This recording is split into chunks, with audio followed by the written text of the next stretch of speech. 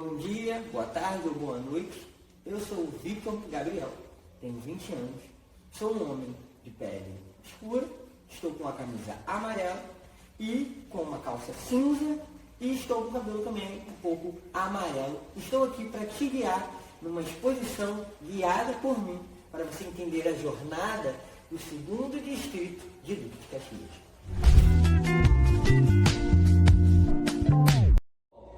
A primeira visita que eu quero te levar é para conhecer os templos das conchas.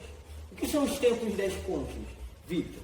Os templos das conchas são aqueles templos que têm por volta de 4.000 anos, 6.000 anos, dos primeiros povos originários daqui do Brasil, que são os povos que chamamos de povos sambaquis. Se você não conhece o que são os povos sambaquis, são os povos que eram indígenas, vamos colocar assim, termo indígenas, que se mutuavam em conchas grandes, isso que tem aqui, ó. Isso aqui são conchas, sabe? Vocês estão conseguindo ver. E esses montoeiros de conchas é onde eles viviam, e esses montoeiros são chamados de sambaquis. E eles viveram na região litorânea aqui, e também tem resquícios das vidas dele aqui no São Bento, no 2º Distrito daqui de Caxias, com duas pessoas com 2 ossuários, né? Que é um homem e um menino, virados totalmente para o sol, e está aqui no 2º Distrito de Duque de Caxias. Um outro tempo, uma outra era que iremos te levar também é para o tempo da Jacutinga. O que significa Jacutinga, Vitor? Jacutinga significa ave branca, né? Jacu, que significa uma ave, Tinga significa branca. E como eles viviam perto do rio Jacutinga, eles foram colocados esse nome neles, pelos povos tupinambás, né? Eles marcam até a herança fortemente dos tupinambás, já construindo ocas, construindo seu próprio território, e tem uma presença fortíssima deles aqui na Baixada, marcando esse início da Baixada Fluminense. Agora iremos falar sobre um outro tempo, uma outra era. Eu quero que você venha comigo nessa. A era que eu estou falando agora é o tempo dos beneditinos. A gente está falando ali basicamente do século XVII, século XVIII. Essa ordem dos beneditinos foi criada por São Bento, né? Por isso que é beneditinos. E eles vieram para cá, catequizavam, construíam igrejas, tomavam conta de fazendas, de engenhos, e também tomavam conta de terras que estavam sendo desapropriadas do governo. Vamos falar agora sobre uma grande era. Vamos falar sobre um tempo onde a luta, a persistência e a resistência dos povos negros era bem vivida. Estamos falando dos tempos onde os povos negros foram escravizados. Tempo da Hidra de Iguaçu. O que é a Hidra? A Hidra, não sei se vocês conhecem a mitologia grega, a Hidra é uma grande besta fera. Essa grande besta tem várias cabeças. Enquanto mais você cortava essas cabeças, mais outras cabeças elas criavam para guerrear. E quando comparamos a Hidra com esses povos que fugiam dos engenhos para se formar em quilombos, que estão aqui também no São Bento, estamos falando sobre a resistência. Quanto mais machucavam, mais resistência eles ficavam. Quanto mais as pessoas iam atrás, mais forte eles ficavam. Por isso que falamos sobre a Hidra de Iguaçu, no tempo onde os negros viviam sob a resistência. Vamos agora entrar numa época mais recente, num tempo mais recente, no início na década de 40, década de 60 já, no século XX. Estamos falando sobre um projeto agriculista no governo getulista, né, de Getúlio Vargas. Esse projeto agrícola, ele era basicamente um projeto que queria ocupar terras que tinham fazendas, terras que não havia nada. E essa ideia era basicamente criar novas casas, criar ocupações para novas pessoas virem e morar nelas. Lembra que falamos sobre o núcleo colonial, que foi um tipo de ocupação também, só que ocupações onde vivia grandes fazendas, sabe, engenhos também, esses lugares foram ocupados. Agora iremos falar sobre um novo tipo de ocupação, ocupações populares, vamos colocar esse nome, já na década de 80, século XX também.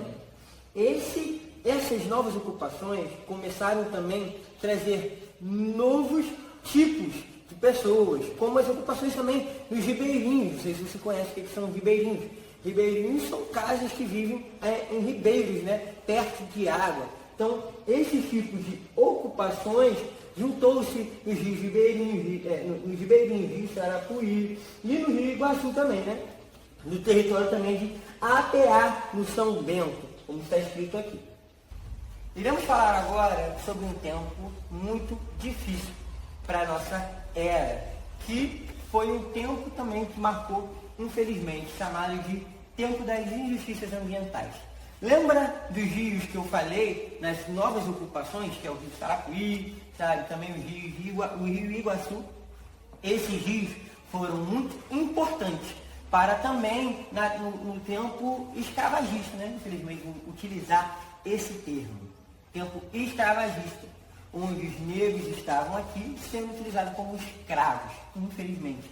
E nesse tempo, ele era utilizado esses rios.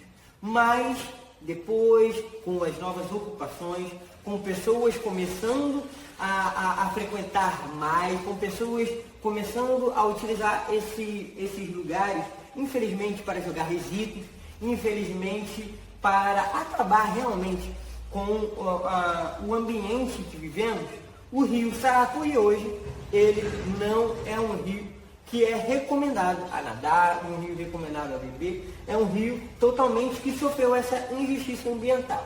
Não sei se você está conseguindo reparar, mas aqui temos uma imagem viva de um dos lugares que temos aqui, que é o lugar chamado Cidade dos Meninos.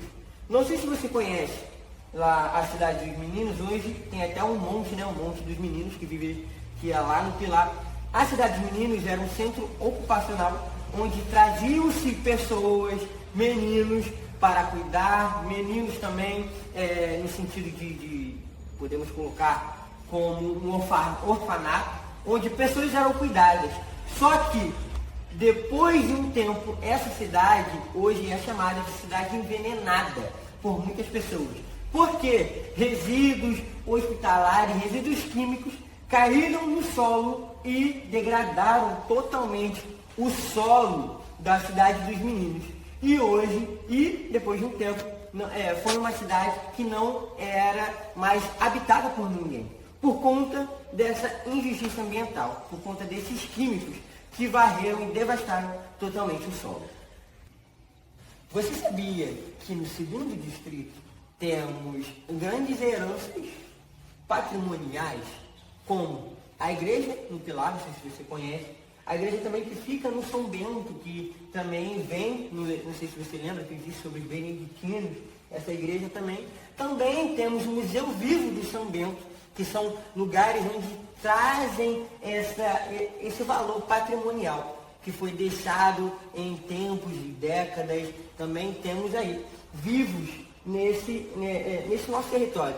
Se você não conhece, recomendo que você ir procurar, porque é muito bom para você ir dar riqueza ao seu conhecimento, né? Para você entender de onde você veio, para você entender como você chegou até aqui. Tem um provérbio africano que é muito maneiro.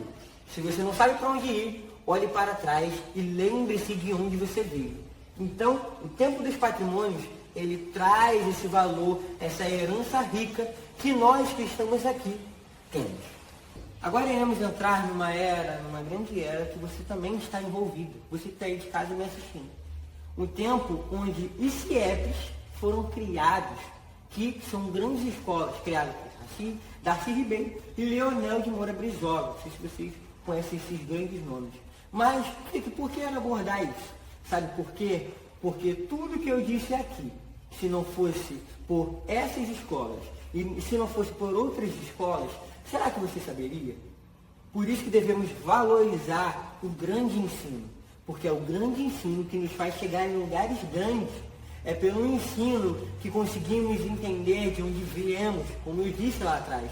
É pelo ensino que conseguimos entender por onde e aonde iremos chegar. É através de escolas, é através de você procurar saber, enriquecer o seu conhecimento, que o nosso mundo será muito mais desenvolvido.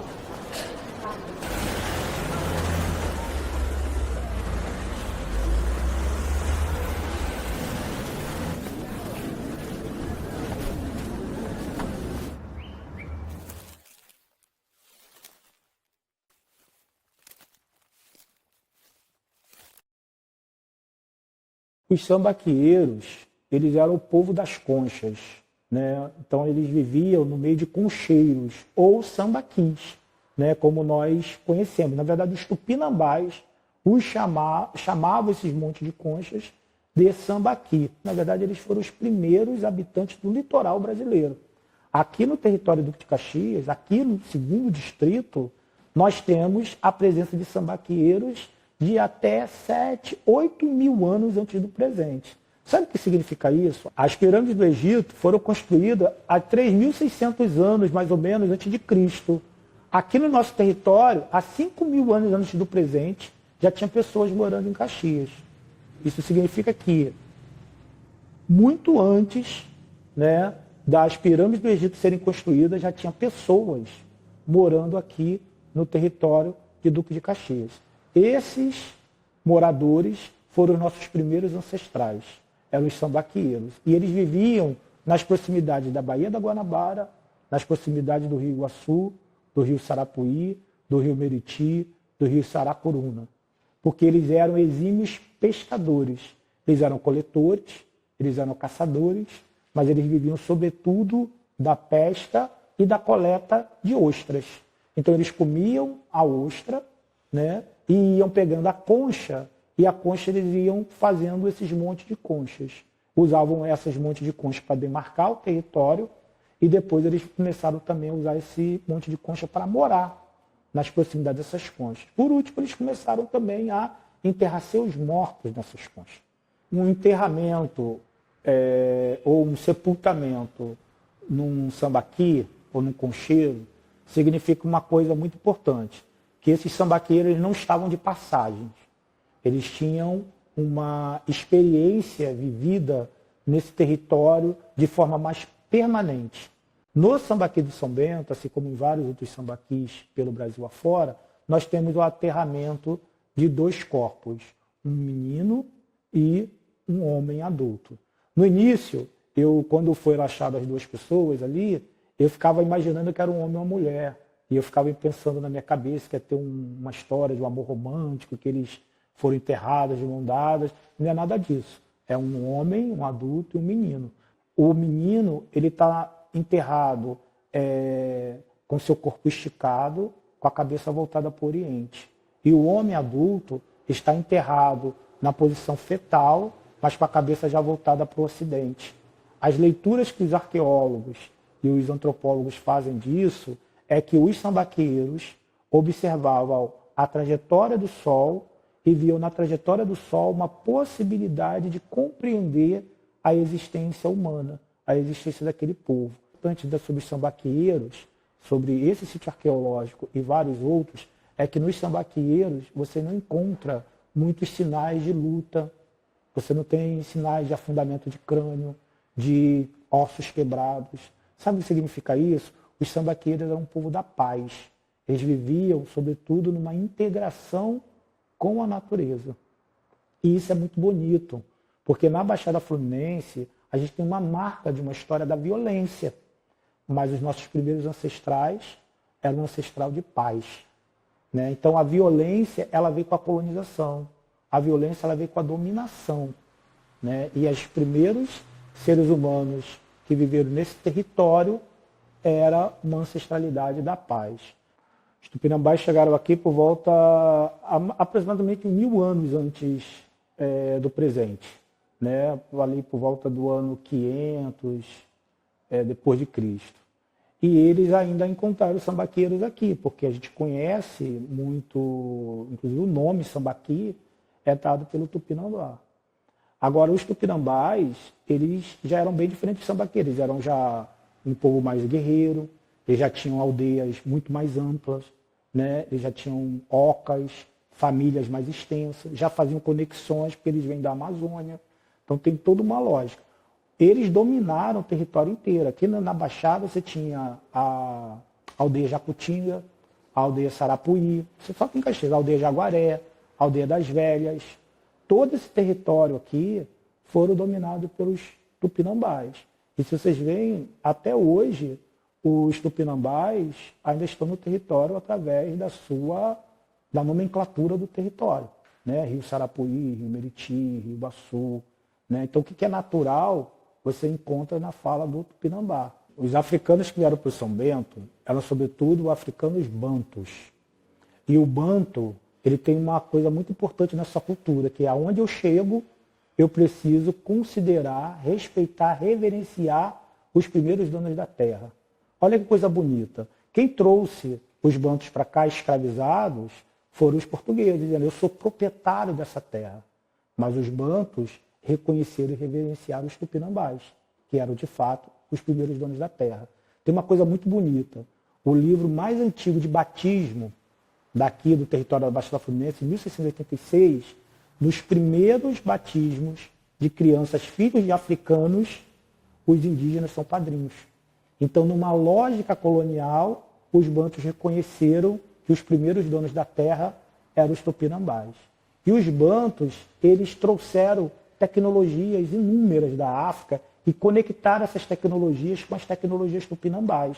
Eu sempre tenho dito que a diáspora africana não foi apenas uma diáspora demográfica, mas foi também uma diáspora cultural, de saberes e de tecnologias. Você tem uma ideia? Os principais barqueiros africanos do território dos rios Sarapuí, Rio Baçu e Rio Meriti eram de Cabinda, do norte de Angola. E lá eles tinham uma disposição dos rios muito parecidas com aqui.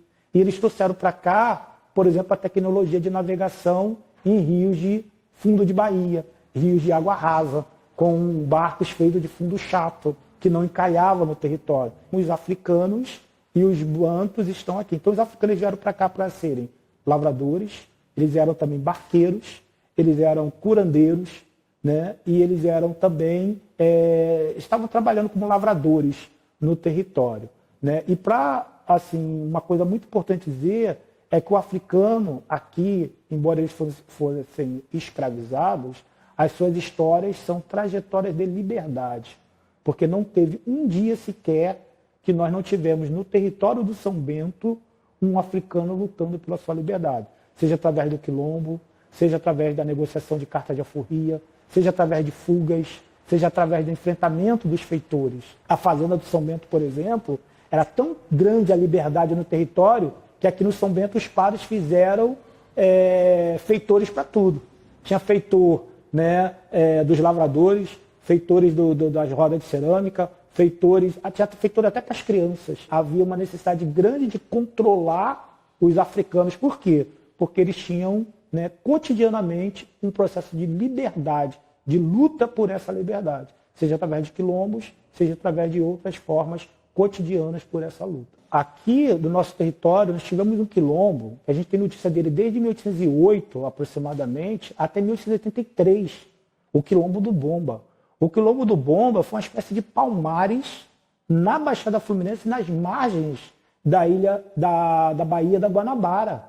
O Quilombo do Bomba, ele tinha um rei chamado Rei Gabriel, e a polícia, o exército, os capitães do mato tentaram pegar ele ao longo de uma vida inteira. E não conseguiram. Só quando ele já estava bem envelhecido que conseguiram pegar ele. E o quilombo ainda continua existindo, né? Só que agora sucedido por uma mulher. É uma das poucas histórias de quilombos no território brasileiro que foi liderado por uma mulher, uma rainha. Então, você tinha um rei do quilombo, que era o Gabriel, que foi sucedido por uma rainha do quilombo, que era a Marta. Agora, o mais bonito de tudo é que o vocábulo bomba, nas línguas africanas, quer dizer, aquele que vigia, aquele que toma conta do inimigo. Ou bomba também podia ser o tambor que convoca para a luta, que convoca para a guerra. Os rios da Baixada Fluminense, eles sempre pulsaram vida, né? Os sambaqueiros viviam às margens dos rios. Os tupinambás viveram às margens dos rios. E os africanos vieram para cá vivendo às margens dos rios também. E esse rio ele era muito importante, porque o indígena, né, o africano, tratava esse rio como um Deus, como uma deferência. E esse rio devolvia para ele vida, né? Devolvia peixe, comida, água para beber.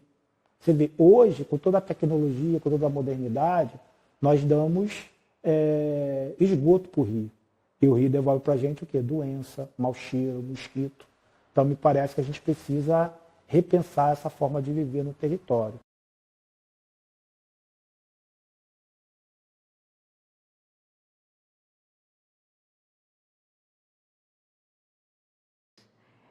Esse tempo Vargas, só para a gente poder se situar historicamente, ele começa em 1930, primeira era, e vai até 1945.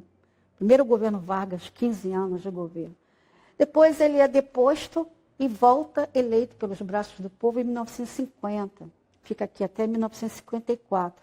Então, esse curto espaço de 4 anos é conhecido como Segunda Era Vargas. Então, na Primeira Era Vargas, um dos grandes dilemas do governo federal era lidar com o abastecimento urbano da capital federal.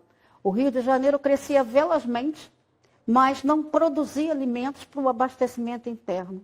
Então, isso obrigava o governo a importar alimentos de outros estados ou até de fora do Brasil, para assegurar o abastecimento. Isso implicava também nos valores do salário mínimo, que eram calculados no tocante à questão da moradia, transporte e alimentação. Então, o governo federal optou por uma saída estratégica de pensar as áreas que são da União, terras da União, transformá-la em cinturão verde para o abastecimento urbano da capital federal. E assim instituiu na Baixada Fluminense 4 núcleos coloniais. Desses 4 núcleos coloniais, 3 abarcam o município de Duque de Caxias. E entre eles, o mais importante, e foi o primeiro, foi o núcleo colonial São Bento. Então, o núcleo colonial São Bento, ele vai abranger um território gigantesco da antiga fazenda do Iguaçu, que pertencia aos monges beneditinos. E quando os monges perderam essa propriedade, por conta de endividamento público, essas terras se tornaram terras devolutas da União. O governo federal, então, pegou o território dessa fazenda e dividiu em 7 glebas. Uma delas é a sede gleba administrativa, onde ficava a equipe do funcionário do Ministério da Agricultura, alguns equipamentos urbanos de assistência à saúde e também de armazenamento da produção. As outras glebas foram divididas em núcleos, em lotes rurais, e esses lotes foram assentados colonos. Esses colonos, a maioria deles eram nacionais, portanto, brasileiros, que vinham do Rio de Janeiro, da capital federal, mas também de outros territórios. E uma parte também formada por imigrantes europeus, alemães, portugueses, Em 1938, eles instalaram aqui a primeira colônia japonesa do estado do Rio de Janeiro, aqui e depois também no núcleo colonial de Santa Cruz. É até interessante que nós vamos ter mais de 80 famílias instaladas aqui, né? E é aqui que começa, por exemplo, a história do judô, né? Interessante. Mas essas famílias assentadas, elas estão produzindo alimentos diversificados para o abastecimento da capital federal, sob a orientação dos engenheiros agrônomos do Ministério da Agricultura. Cidade dos Meninos, Pilar, Vona, Belford Roxo, que aqui em Belford Roxo também, Lote 15, por exemplo, Babi, Vale do Ipê, Bairro do Amapá, Piranema, que pega lá nas nascentes do Rio Iguaçu, Parque Fluminense. Então você imagina que vários bairros de Caxias, Belford Roxo e até de Nova Iguaçu, né, abrangiam esse território desse núcleo colonial. A partir da década de 30, o governo também vai enfrentar aqui um grande dilema, que é a questão da malária, né, das endemias rurais. Então, isso vai fazer com que o governo federal também invista na situação de pensar estratégias de combate a essa malária. Então, entre essas estratégias, eles criaram, em 1938, a Estação Fitossanitária de São Bento. Essa estação, ela tinha como missão investigar as endemias rurais, principalmente a malária, mas também investir em pesquisa para pensar e melhorar a produção vegetal. Então, a Baixada vira também lugar da ciência, o lugar da pesquisa, tanto para o combate à malária. Aliás, primeiros espaços de investigação do combate à malária foram aqui em Caxias, nas áreas da União, tanto na FENEMEM em Xerém, quanto aqui no núcleo colonial São Bento. Em 1942, veio um outro projeto governamental getulista, que foi da Cidade dos Meninos. Eles pegaram uma das glebas do núcleo colonial e fizeram uma cessão dessas terras para a fundação da Vargas, esposa do presidente da República na época. Eles receberam financiamento do Walt Disney e da Fundação Rockefeller e construíram a Cidade dos Meninos. Inicialmente era para receber só meninos, mas no final acabaram recebendo meninos e meninas, virou Cidade dos Meninos. Em 1946, o governo federal construiu mais uma política, que foi o Instituto de Malariologia. Em 1949, eles instalam esse instituto na Cidade dos Meninos, em prédios que não estavam ainda sendo ocupados. Ora, a Cidade dos Meninos, então, passa a ser também mais um espaço de pesquisa sobre a malária, com pesquisadores, com campo de observação, hospital, Vila da Malária, casas para funcionários, para pesquisadores. E, posteriormente, eles instalam ali uma fábrica de profilaxia. Essa fábrica produzia medicamentos de combate a verme, para os olhos, para doenças das endemias rurais, mas depois começa a produzir pesticida para combater a malária. De fato, esse pesticida, chamado de BHC, popularmente conhecido como pó de broca, acabou com a malária aqui nesse território. Mas, em compensação, ele contaminou o território. Foi proibido pela Organização Mundial da Saúde, e aí o pesticida parou de ser produzido, a fábrica foi fechada, o Instituto de Malariologia foi embora. Os pesquisadores e as pesquisas também. Mas ficaram os residuais desse pesticida. Contaminou as cidades, o solo, a água e o ar. Logo, na década de 90, as crianças foram retiradas de lá porque estavam também contaminadas. Hoje é um caso crônico de contaminação. A década de 1960 ficou conhecida e marcada por muitas transformações no Brasil e no nosso território. Poderíamos pensar, por exemplo, que em 1961 a Reduc começou a funcionar. As suas obras começaram em 1957 e 1961, em janeiro, curada. Nesse mesmo ano, o núcleo colonial São Bento e os outros núcleos coloniais foram extintos. Os núcleos coloniais e a Baixada deixou de produzir para o abastecimento urbano do Rio de Janeiro e o agronegócio assumiu esse abastecimento brasileiro. Isso significou que os colonos, por seus sítios, foram perdendo todo aquele apoio que possuíam nas suas atividades agrícolas e começam a vender esses lotes. Ao mesmo tempo, a cidade do Duque de Caxias está sofrendo profundas transformações. Quando a Reduc for instalada, ela vai ser instalada numa área de manguezal. Eu quero chamar a atenção que você tem uma área de pesca, de pescadores, que vai ser duplamente aqui impactado com isso. Então, quando vem a Reduc, em 60, Logo depois vem a Fabor, primeira petroquisa brasileira, do lado da Reduc. E logo a seguir um polo petroquímico. Multinacionais chegando para receber esse material refinado, armazenar, distribuir, as chamadas distribuidoras. Final de 40 para a década de 50 e 60, nós vamos ver a cidade triplicando de população. Imagina que a cidade cresce, cresce, cresce, mas de outro lado não tem investimento em infraestrutura. População chegando de tudo quanto é lugar, do Nordeste, Minas, do Espírito Santo. E vai ter que enfrentar também seus dilemas. Não tem água para todo mundo, não tem luz, não tem esgoto, não tem escola, não tem saúde. Uma cidade que cresce, que desmonta, que se urbaniza, né, que, de uma forma veloz, é preciso então cuidar de alguns patrimônios. Então, na década de 50 ainda, esse casarão e a capela da Fazenda do Iguaçu foi tombado como patrimônio histórico nacional. Anterior a isso, nós vamos ver a Igreja do Pilar também sendo tombada como patrimônio histórico nacional pelo IPHAN. Então, nós temos os únicos 2 patrimônios históricos nacionais tombados estão aqui no território do Núcleo Colonial São Bento, né? Mas eu penso que a década de 90, ela foi também uma década muito, digamos assim, impactante para todos nós e para este território. Por quê? Os antigos colonos foram retalhando e vendendo seus lotes e a população foi crescendo aqui nesse território.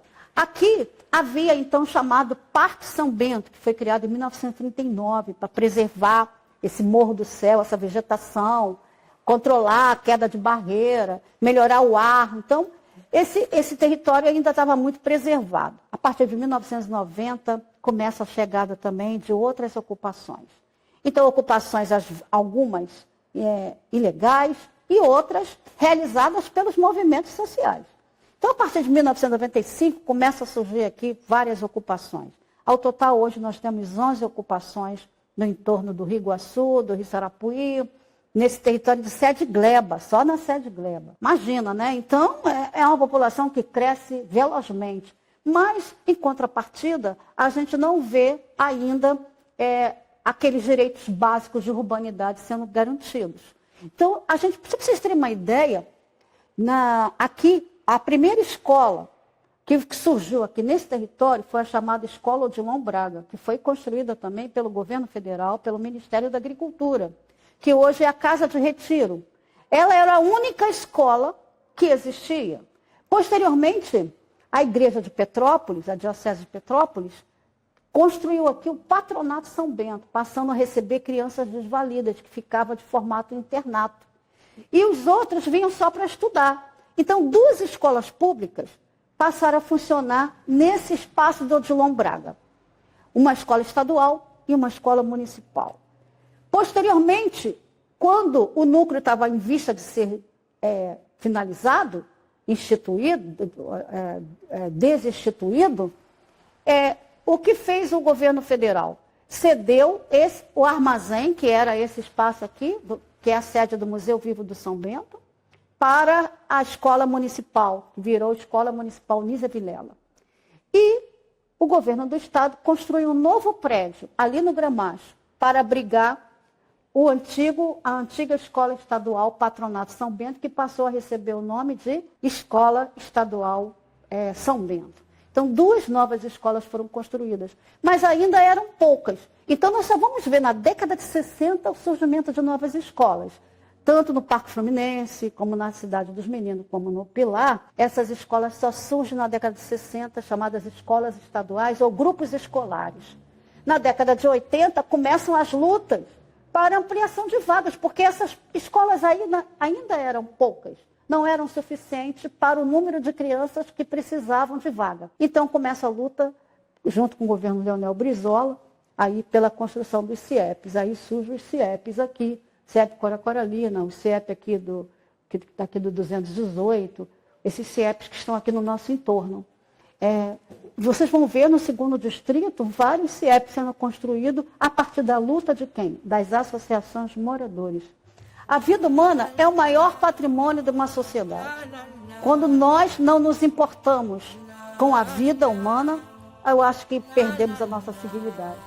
Eu penso que a luta do museu é uma luta pela preservação desses patrimônios. Não podemos viver sem memória, sem história, sem patrimônio, sem moradia decente, sem direitos básicos, mas também sem valorização da vida. A vida precisa e deve ser protegida. E então o museu ele tem esse papel, né, de fazer um trabalho de educação para o patrimônio. Esses painéis são alguns dos caminhos construídos por professores, artistas da cidade, que pensam no papel importante da educação para o patrimônio, de chamar a atenção para a historicidade desse território, da ação dos homens aqui, no passado e no presente. Então, é um esforço de valorização também do território, de potência, né? Mas potência que revele para os homens de hoje que eles também fazem história, que eles também são senhores do seu tempo e desse lugar. E que, por isso, precisam pensar sobre ele e lutar para que ele seja melhor para as próximas gerações.